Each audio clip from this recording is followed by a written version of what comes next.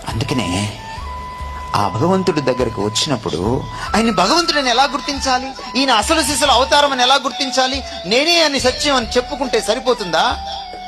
ఆయన జీవితంలో సత్యం మూర్తిభవించాలి, సత్యం తొనికిసలాడాలి, సత్యం ఉట్టిపడాలి, అసత్యం కనపడకూడదు, ధర్మానికి మూలకర్త అవ్వాలి. అందుకని యేసుక్రీస్తు వారు తన మిత్రుల ముందు కాదు, చాలా మంది మిత్రులతో పక్కన ఉన్న శిష్యులతో చెంచాగాళ్లతో డబ్బాలు కొట్టించుకుంటూ ఉంటారు. ఈయన ఆ బ్యాచ్ కాదు. ఈయన శత్రువుల ముందు నిలబడి ఒక సవాలు విసిరాడు. విసిరి 2000 సంవత్సరాలైంది ఇప్పటికీ. ఆ సవాలు ఒక ప్రశ్న రూపంలో ఉంది. ఏమన్నాడంటే యేసుక్రీస్తు వారు, మీలో ఎవడైనా సరే నాలో పాపాన్ని స్థాపించగలడా, చూపించగలడా, నిరూపించగలడా? మీలో ఎవడైనా సరే నేను ధర్మాత్ముణ్ణి కాదని చూపించగలరా?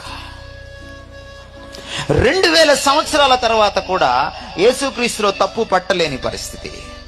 అది అవతారం అంటే.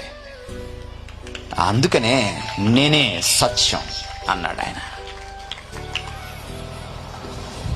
ధర్మ సంస్థాపనార్థాయ భగవంతుడు వస్తాడు అని మనం విన్నాం, అవతారం పుడుతుంది అని మనం విన్నాం.